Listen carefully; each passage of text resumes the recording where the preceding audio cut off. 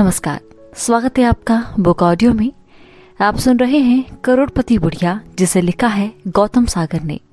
आप इस कहानी को सुनेंगे मेरे यानी सुमन रावत की आवाज में।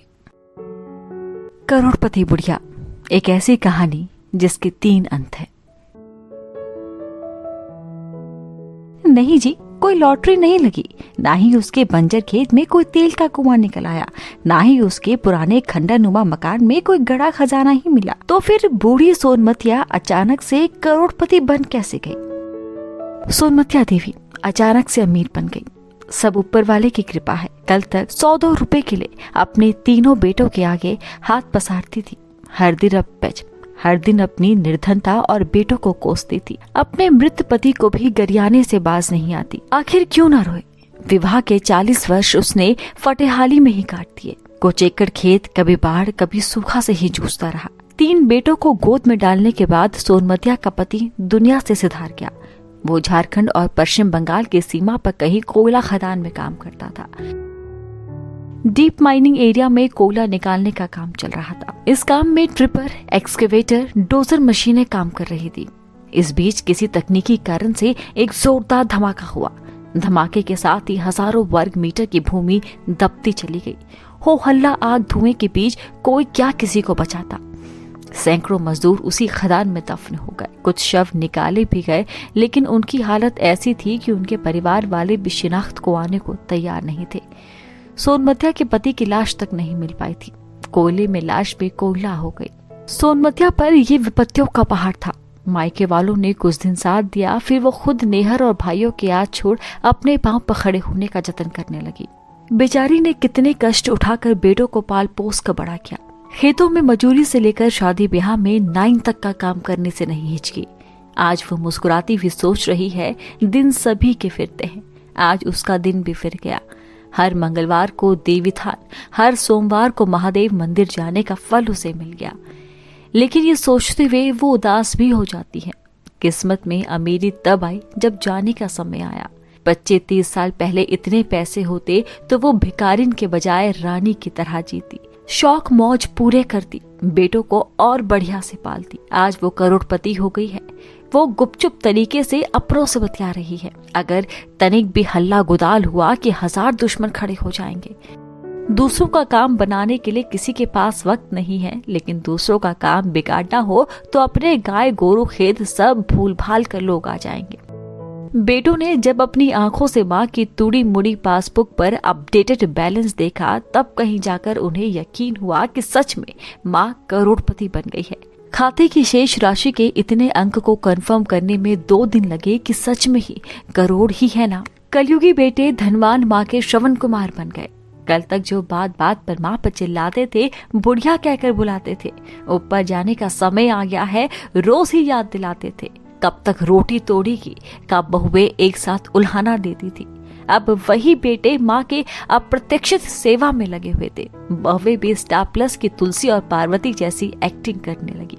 आए दिन आर्थिक समस्याओं के कारण तीनों भाइयों के बीच महाभारत छिड़ी रहती थी। एक कहता तू नौकरी वाला होकर भी घर में खर्चा कम देगा तो मैं भी नहीं दूंगा। दूसरा कहता कॉन्ट्रैक्ट पर चपरासी का काम करता हूँ, कोई कलेक्टर का औहदा नहीं है। तीसरा भी कहता इधर उधर मौसमी रोजगार से कितना कमा पाता हूँ कि 3000 महीना घर में दे दूं। पैसे जहाँ तोड़ने का काम करते हैं, वहीं यहाँ तो पैसे की गोंद ने रिश्तों के फटे पन्ने को जोड़ने का काम किया था। तीनों भाई कितने साल बाद एक साथ बैठे थे, गपिया रहे थे। घर में चुपचाप बैठक हुई कि पैसों का बेटों में बंटवारा कैसे होगा। पिछले 1 हफ्ते से जेठानी देवरानी सास बहू की कोई नोकझोंक तू मैमे की आवाजें नहीं आ रही थी। रातों रात पानीपत का जंगी मैदान अवधपुरी कैसे बन गया। पड़ोस के लोग तांग झांक कर रहे थे, लोग हैं या आपस में ही मर कट गए। विधवा सोनमतिया की आंख देखने लायक थी। चाल में गजब का आत्मविश्वास, चेहरे पर सुहागिनों जैसा हाव भाव। पैसे होने का एहसास आदमी को क्या से क्या बना देता है। भले ही धन पेटी में हो या बैंक में, धन साधारण मानव के लिए, गृहस्थों के लिए कृपा और वरद हस्त का काम करता है। धन की एक अपनी चुंबकीय शक्ति है, इसका अपना चुंबकीय क्षेत्र है। बात कानाफूसियों में होने लगी। आस पड़ोस वाले ना सुन ले, पड़ोसी से अधिक दिखावटी मित्र और छुपा दुश्मन तीनों लोग में नहीं होते। बेटों और माँ के बीच तय हुआ कि 25-25 तीनों बेटे और बाकी 25 लाख सोनमतिया रखेगी। बेटों ने काफी कहा कि अम्मा ये 25 लाख भी हम सब में बांट दे, तुझे तो खाना कपड़ा हम ही देते हैं।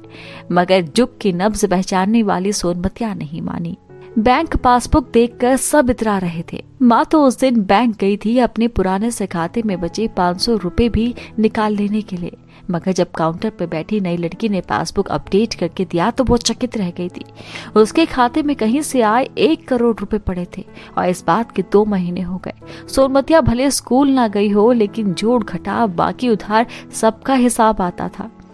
घर आकर जब माँ के चेहरे की बदली हुई रंगत बहुओं ने देखा तो तुरंत बेटों के कान भरे कि लगता है सरकार ने कुछ 1000 रुपए माँ के खाते में भेजे हैं। बैंक का पासबुक जो ऐसे ही फटी दीवार में खोसा रहता था, बुढ़िया तो 2 दिनों से उसे कभी आंचल तो कभी ब्लाउज में खोस कर चल रही है। आखिर बेटों ने बुढ़िया के सोते ही उसके सिरहाने से पासबुक निकाला तो तीनों बेटों के होश उड़ गए। 1 करोड़ रुपए माँ के खाते में कहीं से जमा हुए थे। सुबह जब बेटों ने माँ को बताया कि अब बात छिपाने से कोई फायदा नहीं, तो सोनमतिया ने भी सोचा बेटा बहू के सिवा दुनिया में किस पर विश्वास करेगी। तो तय हो गया कि कल बैंक से सारा पैसा या तो नगद में निकाल लेंगे या दूसरे बैंकों के खातों में ट्रांसफर करवा देंगे। वो रात बहुत बेसब्री से कटी। बड़ी बहू अपने सोने के गहनों के सपने में खोई रही। साथ ही वो बॉलीवुड एक्ट्रेस रेखा की तरह मलबरी सिल्क और जरी के धागों से तैयार की गई कांजीवरम साड़ियों को पहनने का शौक पूरा करना चाहती थी। छोटी की चाहत थी हवाई जहाज में घूमे और मंजली तो इसे अपने बुढ़ापे के लिए रखना चाहती थी ताकि उसकी हालत भी अम्मा जैसी ना हो। कहानी का पहला अंत। बैंक का दरवाजा खुलते ही तीनों बेटे, तीनों बहुएं और सोनमतिया बैंक के भीतर घुसी। बड़े ही अमीरोचित अभिमान से तीनों ने कैशियर से कहा, हमारी माँ को अपने खाते से 1 करोड़ की राशि नकद में निकालनी है। कैशियर खिलखिलाकर व्यंग में हंस दिया और बहुत दिनों से ना प्रयुक्त हुआ मुहावरा दे मारा, जेब नहीं पता, खरीदने चले कलकत्ता। कैशियर के उल्हाने के बाद वे पासबुक लेकर बैंक मैनेजर के कैबिन में गए। साहब, जरूरी काम है, 1 करोड़ की रकम खाते से निकालनी है। मैनेजर ने बड़ी हैरत से उन लोगों की माली स्थिति और उनके द्वारा भरे गए चेक राशि में मिलान किया। कोई तारतम्य नहीं था। खैर, उसने कंप्यूटर पर खाता संख्या एंटर कर पड़ताल की। खाते में तो केवल 315 रुपए थे। उसने पासबुक पटकते हुए कहा, कहाँ है तुम्हारे करोड़ रुपए? पूरा परिवार भांग खाकर आए हो क्या? गाली मुंह से निकलते निकलते रह गई। माँ बेटों के पैरों के नीचे से जमीन खिसक गई। उनके उत्साह पर घड़ों पानी पड़ गया। खाते की हिस्ट्री तलाशी गई, तब जाके दूध का दूध और पानी का पानी हुआ। सोनमतिया के खाते में किसी दूसरे प्रदेश से किसी दूसरे बैंक का 1 करोड़ रुपए गलती से जमा हो गया था। उस गलत एंट्री को कल ही शाम को रिवर्स कर दिया गया, यानी जिस बैंक के पैसे थे उसने वापस ले ली। साथ ही खाते में मिनिमम बैलेंस चार्जेस भी लगा दिया गया था। सारे आभासी करोड़पति फिर से अपनी ओरिजिनल औकात पर आ गए। रोना धोना ऐसे शुरू किया मानो इन्होंने अपना पैसा गंवाया हो। मुंह लटकाए हुए सब मुर्दे की तरह घर लौट आए। इस बेइज्जती के लिए बेटों ने अपनी माँ को खूब खरी खोटी सुनाई। बहुओं की उदासी थोड़ी ही दूर हुई कि उनके पतियों ने भी अपनी माँ को बहुत दिनों तक इतना सुनाया कि उनके कलेजे को ठंडक पड़ी। सोनमतिया फिर से आने अधेले को तरसने लगी। बेटे बहू तुरंत पुराने अंदाज में आ गए। सब कुछ पहले की तरह हो गया। जिस आंगन में अल्पकाल के लिए अवधपुरी का दृश्य उभरा था, वो महाभारत की तूतुमय में पुनर्जीवित हो गया। पड़ोसियों के कानों में पुनः अमृत घुलने लगा। कहानी का दूसरा अंत। कैशियर ने अचरज से देखा कि बुढ़िया के खाते में इतने पैसे आ गए। ओ माई, इनकम टैक्स भरती हो क्या? पैन नंबर बताओ। देखो साहब, आप हमें चोर समझ रखे हो का? अरे बाबू, शहर में हमारे बेटों के बाबूजी यानी कि मेरे स्वर्गवासी मर्द के बहुत बड़ा जमीन था जिसे सरकार ने ले लिया और हमें 1 करोड़ का मुआवजा दिया है। सोनमतिया देवी ने इस तरह के प्रश्नों के उत्तर पहले ही तैयार कर लिए थे। वह आगे बोली, रही पैन नंबर की बात तो वो हमने बनवाने को दे दिया है। कैशियर ने मैनेजर से सलाह मशवरा किया। मैनेजर ने कहा, हमें इस लफड़े में क्यों पड़ना, सिग्नेचर मिलाओ, रुपए दे दो। माई, इतनी बड़ी राशि नहीं है, सो आज 25 लाख ही ले जाओ, बाकी बाद में ले जाना। सोनमतिया देवी और बेटों ने कैशियर की बात मान ली। उन्हें पता था इतनी बड़ी रकम अर्ध शहरी बैंक की शाखा एकाएक कहाँ से दे सकती है। उन्हें तो मंगवाना पड़ेगा। उस दिन सोनमतिया देवी पहली किश्त यानी कि 25 लाख की राशि लेकर घर आई तो तीनों बहुएं उसका पीछा ही न छोड़े। कोई पूरी बनाकर खिला रही तो कोई पाँव दबा रही, कोई सिर के बाल से जुएं बीन रही।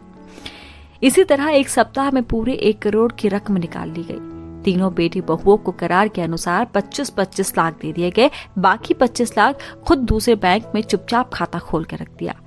पैसे की हवा लगते ही पर फूटने लगे। तीनों बहू बेटे गांव छोड़ पास के शहर में कुछ बढ़िया धंधा पाने का जुगाड़ बिठाने निकल पड़े। कोई ससुराल के बिजनेस में ही पार्टनरशिप कर लिया तो किसी ने अलग व्यवसाय किया। इधर गांव में एक दिन बैंक का मैनेजर पुलिस के साथ सोमवतिया के घर आ थमका। ओ बुढ़िया, तू किस गैंग के लिए काम करती है? वो बोली, क्या बोल रहे हैं?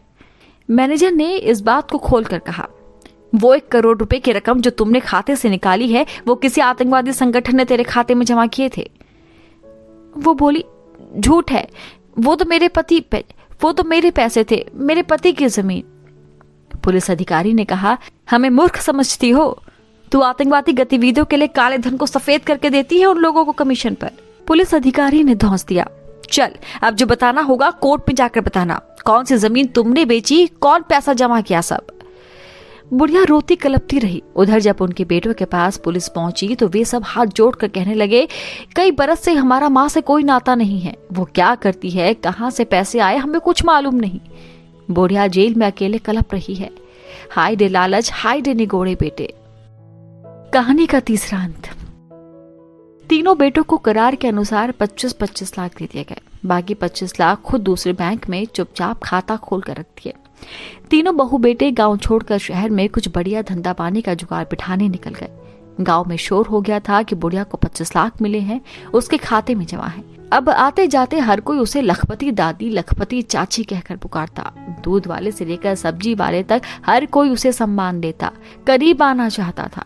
बीच बीच में बेटे बहू भी सोनमतिया के खाते के पैसे लेने के ताक में रहते, लेकिन सोनमतिया के दिमाग में ये बात घुस चुकी थी कि गांव वाले हो या नाते वाले सब स्वार्थी हैं। वे सब उसके पैसे के लिए आगे पीछे घूमते हैं। अगर वो थोड़ा भी नरम पड़ी तो उसे लूट लेंगे। वो घर में आने वाली दाई से भी बड़ी रुखाई से बोलती, पड़ोसनों को ताने मारती कि जलने वाले कुत्ते की मौत मरेंगे। गांव के लड़के चिढ़ा दे तो उन्हें डंडा लेकर गरियाने मारने को दौड़ती। उसका स्वभाव धीरे धीरे खिसियानी बिल्ली की तरह हो गया, हर किसी को काट खाने दौड़ती। कल ही उसे बुखार था तो पास का एक लड़का डॉक्टर को बुला लाया। डॉक्टर ने उसे देखा और कुछ दवाएं पर्ची पर लिख दी। फीस के जब 100 रुपए देने की बारी आई तो बुढ़िया भड़क गई। ओ डॉक्टर बाबू, तू भी मुझे लूटने आया है क्या? क्लिनिक पर तो 50 रुपए फी लेता है, मुझसे 100 रुपए मांग रहा है। लड़के ने समझाया, दादी घराने का डॉक्टर बाबू 200 रुपए लेते हैं, तुझ बूढ़ी पुर्रिया के कारण 100 बोले हैं। सोनमतिया लड़के पर भड़क गई, जा बाप मरो ना, तू अपना भी कमीशन बांध कर डॉक्टर को लाया है लगता है। ये सब उल्टी बातें सुनकर डॉक्टर गुस्से में आ गया। ए बुढ़िया, पैसे की गर्मी अपने पास रख। वो तो ये भला मानुस मुझसे विनती करके ले आया कि बुढ़िया को देखने वाला कोई नहीं है, बुखार से मरी जा रही है, तो मैं आ गया। रख तू अपने पैसे, मैं सोच लूंगा कि किसी भिखारिन की मदद कर दी, लेकिन आज के बाद दोबारा मैं तुम्हारा इलाज कभी नहीं करूंगा। जा जा, बड़ा आया। बुढ़िया बकती रही और डॉक्टर गुस्से में निकल गया। वो छाती के दर्द से चिल्लाती तो कभी पेट के दर्द से, लेकिन कोई उसकी मदद को नहीं आता। एक रात जोर की आंधी आई। रात बुढ़िया शौच जाने को उठी कि बीमारी की कमजोरी ने ऐसा पटका कि आंगन में ढेर हो गई। दूसरे दिन सुबह पड़ोसियों ने अपनी छत से जब बुढ़िया को आंगन में गिरे हुए देखा तो बेटों को खबर की। बेटों ने आकर उसे अर्थी पर ही उठाया। बुढ़िया के 25 लाख जस के तस खाते में जमा थे। वैसे लेखक ने कही सुनी बातों से तथ्य जुटाए हैं, पूर्णतः सत्यता का दावा ना करते हुए सोनमतिया की कहानी को अब यूं पढ़ते हैं। इतनी बड़ी रकम सोनमतिया के करीब करीब शून्य शेष वाले खाते में गलती से जमा नहीं हुई थी, बल्कि दशकों पहले जो खदान मजदूरों के मौत का केस चल रहा था, जिसे खदान मजदूर यूनियन निचली अदालत से लेकर ऊपरी अदालत तक लड़ रहा था, उसी खेत की ये सुखद परिणति थी। उसी केस का यह सुखद परिणाम था। विदेशी कंपनी ने उसी का मुआवजा पूरे सूद सहित भेजा था। एक आध वर्ष पहले सोनमतिया के पति का जो पता कंपनी के पास था, उसी पर एक अंग्रेजी में फॉर्म आया था जिसमें सोनमतिया के खाते का विवरण देना था। सोनमतिया ने इसे किसी को नहीं दिखाया। उसने एक गांव के ही मास्टर को दिखाया। उसे भी आधी अधूरी अंग्रेजी में समझ आया और उसने कहा कि माई सरकार की कोई स्कीम रखती है जिसमें विधवा को कोई रकम मिलेगी। स्कूल के मास्टर ने विडो शब्द से अपने समझ के अनुसार अनुमान लगाकर बता दिया। सोनमतिया ने उसी से वो फॉर्म भी भरवा दिया जिसमें बैंक डिटेल देनी थी। अब आपके ऊपर छोड़ते हैं। लेखक को नहीं पता कि बाद में सोनमतिया या उसकी कहानी के साथ क्या हुआ, लेकिन ये निश्चित रूप से कहा जा सकता है कि तीनों में से कोई एक अंत तो सत्य है ही।